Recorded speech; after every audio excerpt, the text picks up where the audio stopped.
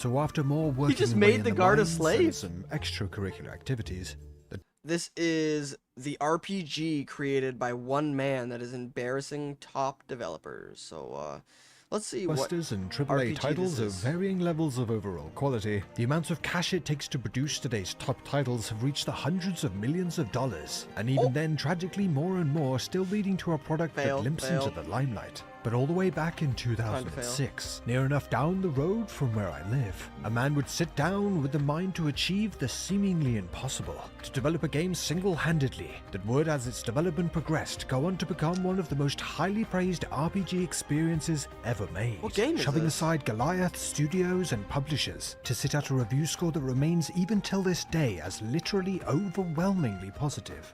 But how exactly did developer Chris Hunt pull off this mind-blowing feat? What exactly makes up this rough-looking game to make it so unbelievably beloved to its thousands of active players? Well, today, my friends, we set out to find out, diving straight into its sandbox world, gearing up supplies for our adventure across the desert, What? and uncovering the magic that defied all odds. My name's Mitch Mannix, and this is Kenshi. Kenshi. Okay. When first booting up the game and setting up, Kenshi offers players a number of options of how they want their sandbox adventures to begin, with each being geared for difficulty or a particular playstyle. With examples such as heading out with some startup capital to become a trader, finding a dog that you haven't figured out whether it is a companion or dinner, or being exiled from your tribe and being left alone to fend for yourself. Okay. But today's tale has a far darker beginning, as out of the gate we will be enslaved. A hard difficulty start with a rather ominous hint, and with that we are sent to the character creation, which for a solo title has quite a lot of options to customize your hero, with race Jesus. choices impacting initial stats and experience gains, and as we'll see a little later in the video, much more than that. But we need a hero for this adventure, so must of course call upon Arthur. Now I know what regulars of the channel may be thinking, but I finally decided to go with a completely serious character choice this time, as this is serious business. So this is Dear Arthur, and his sidekick Skibbity. A duo that are the best of friends, but have clearly fallen on hard times, as our adventure begins. Shit.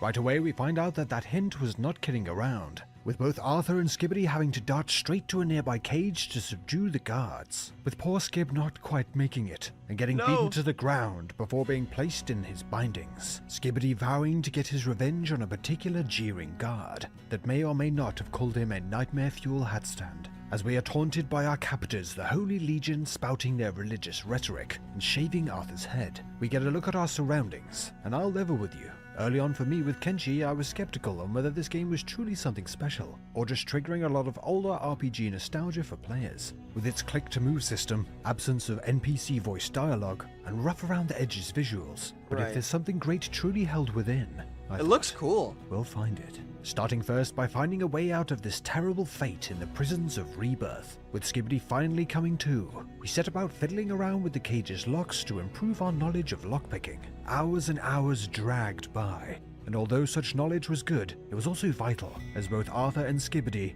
were starving to death. A situation that they would have no choice but to address that very night, with the pair embarking on the highly dangerous task of sneaking around the mines for some morsels of food. Finding only a single piece for Skibbity, they shuffled back empty-handed and returned to their cages once more to formulate their next move. As the sun began to rise, the lockpicking practice resumed as the two got more and more skilled, but not without a mistake or two, such as Arthur, filled with pride following a successful pick, wandering out of his cage and instantly being pounced on by the guards and whisked away to another cell, splitting him up from his bug-eyed buddy.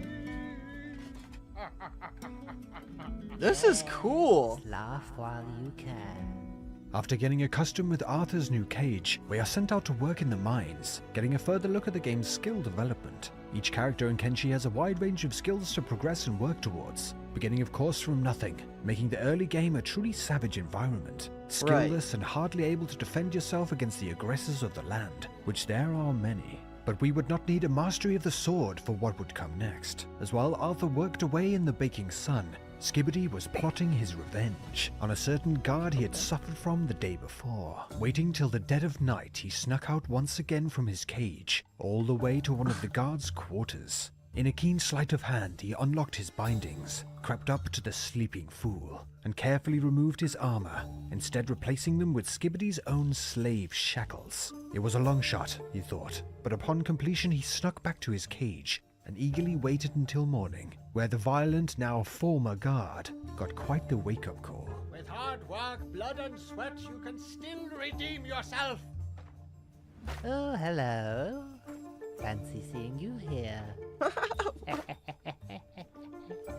But revenge was not What? freedom, so after more working just away made in the guard a mines and slave? some extracurricular activities, the time was now or never, as Arthur in particular could not go on much longer without food. In the dead of night once This game, like, I don't know when this game came out. Maybe 2018. The interactions in this game are very, very interesting. Like, I don't really recall a lot of games that have interactions like this. That's very, very, very unique. I wish more games would do stuff like that. Like, that makes the world super alive and a lot more interesting. Like, it forces you to think about your decisions a little bit more. Because, like, you typically wouldn't think to put shackles on a guard in any RPG. Because they, A, don't let you do it, and B, if you do, nothing happens, or they immediately wake up, or whatever, but that's pretty interesting. I like the way this is playing so far. more, the pair set out with their new, much improved lockpicking skills and began setting loose all of the other captives, one by one, with even some being too paralyzed with fear to move. A small gang of potential escapees followed our two heroes, heading to the back entrance, and with the sun soon to rise, there was no turning back, and the entire group barreled past the guards in a bid for freedom, hoping that surely they cannot stop them all. The sounds of their fellow inmates being cut down ringing in their ears, and after what felt like an eternity, they were clear of the horrors of Rebirth to quite ironically begin their own. Following the road down, the pair came across an abandoned shack, still within throwing distance of their prison. They adopted caution exploring within, and opted to send only Skibbity, as Arthur began to unfortunately pass out with exhaustion, and couldn't risk him face-planting mid-heist. Oh, fuck. Opening up the front door, Skibbity uncovered a treasure trove of food and supplies to get them on their feet. All rather convenient, Skibbity thought, until they found a note left on the upper floor, left by what was surely another ex-inhabitant of the Holy Nation's prison. And it was while staring at this note and contemplating the madness of the escape that I imagine could have gone a number of ways that I began to catch a glimpse of what makes Kenshi stand out, and vowed to uncover more. Freedom was finally theirs, and the task now turned to venturing out and establishing themselves in this cutthroat environment. It would be especially hard, as at least for now they will still be recognized by some as escaped slaves. Kenshi uses a character state system to report how each member of a team is presenting to the inhabitants of the world. Putting on a set of armor plucked straight from our trash can helmet-toting former captors, for example, would lead to less informed other citizens assuming they were indeed from that clan. And for now, our state revealed that we would still be identified as escapees if running into the wrong person, so would need to be careful, as trouble hid around every corner of the desert. The decision was made to hightail it out of the land claimed by this oppressive holy nation, and seek sanctuary further south, in the more tolerant colonies. It was a long trip down, and after hitting back a bit, the nation breaking into a nearby farm and robbing them blind, we got a further look at some of Kenshi's more immersive features, with Arthur and Skibbity having conversations around nearby landmarks, fears of being re-imprisoned when passing another Holy Nation settlement, and Arthur pissing off his buddy with his remarks about the Hivers when nearing one of Skibbity's former stomping grounds. Bane, the Hivers may be harmless enough, but don't let that fool you. Those guys are plain sneaky. Ouch. That hurts, you know. Oh, don't overreact. You know I don't mean you. No, Hive. After another tiring trek across the desert, the pair finally arrived at their new home for the time being, Squin, a town ran by the Shek race, and although not exactly the most friendly of bunch to outsiders, at least gives us a chance to develop our skills and maybe even a place to live. Buying a backpack, the two put their time in the mines to good use, by turning their mining skills into a moneymaker for some startup capital. And it was while working away an imposing figure wandered by, putting the trash can helmet-toting Holy Nation to shame. This was a laundry basket-toting shinobi assassin, striding through the land alone. And with stats like that, one can see why. That's the... Oh, fuck. That's the original Let Me Solo Her. Now I gotta find where we were.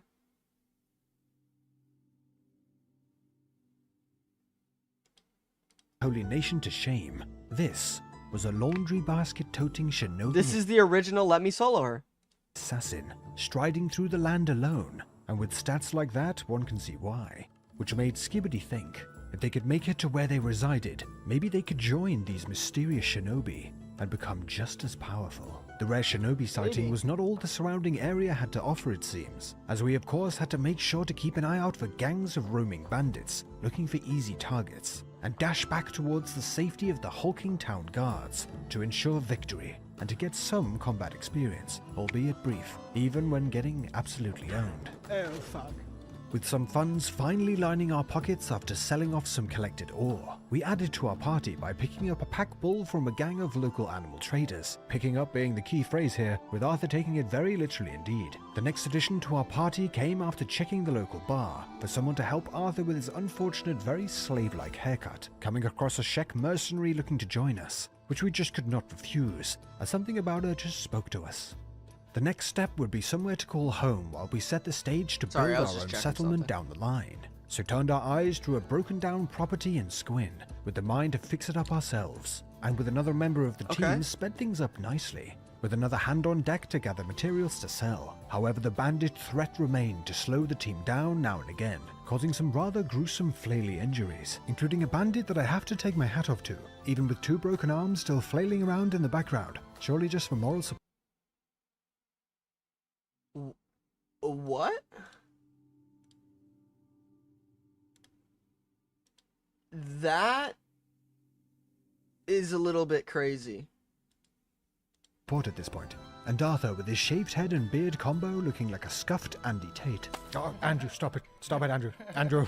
Not before long, we had purchased our first home and began the rebuild, and with it the construction of a research bench to unlock further technologies. Kenshi has a well fleshed out research and crafting system that begins at small-scale internal fixtures, such as training dummies to learn skills, or building chests and boxes for storage, and expands out to crafting entire player-constructed buildings and settlements, which, as you can imagine, takes a fair amount of materials and time to progress, which is where the game's ability to speed up time comes in handy, shown here with our newest member zooming across the land, living up to her namesake, travelling to another settlement for building materials, or Skibidi here honing his combat skills on a training dummy, getting a much-needed boost in time taken. Not before long, we had a Tier 2 research bench. You can just send people doing other things.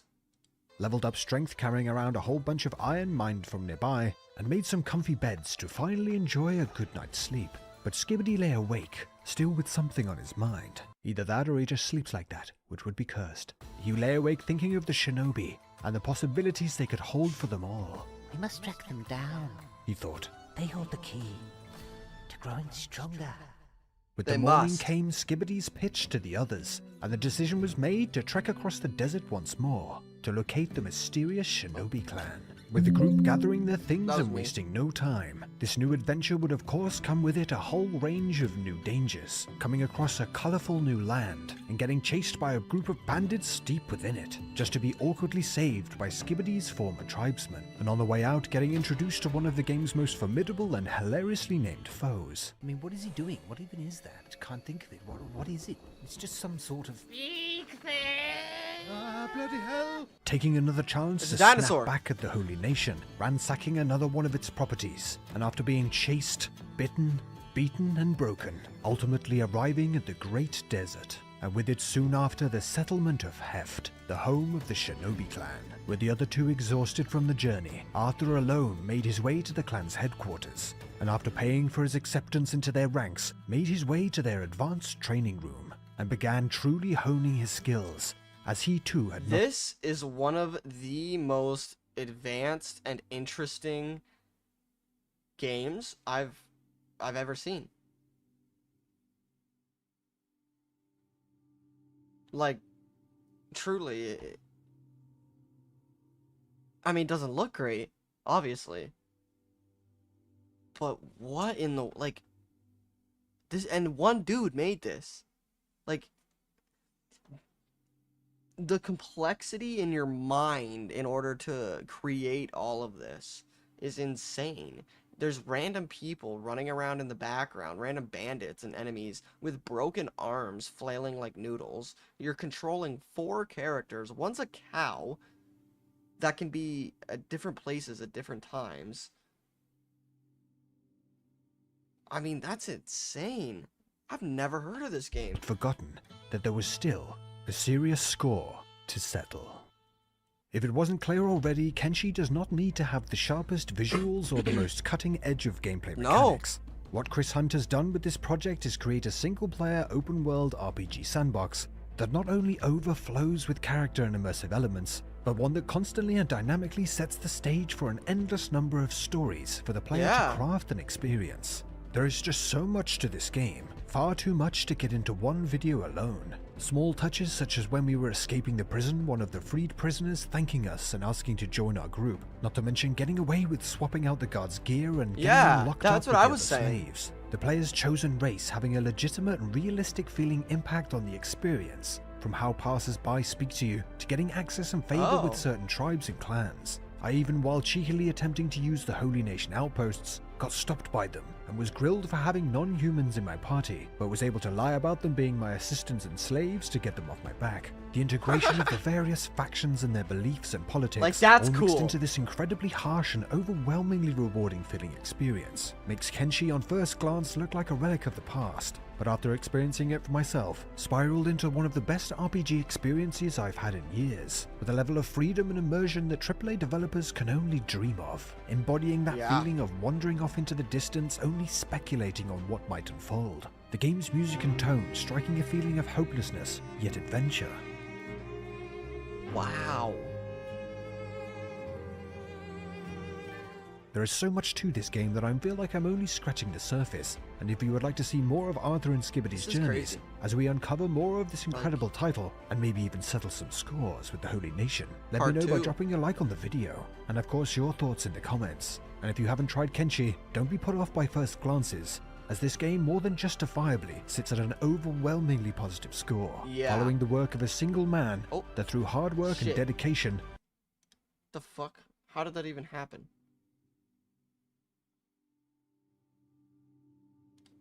There. What?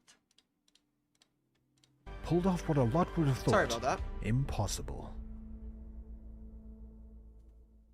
Thank you so much for watching.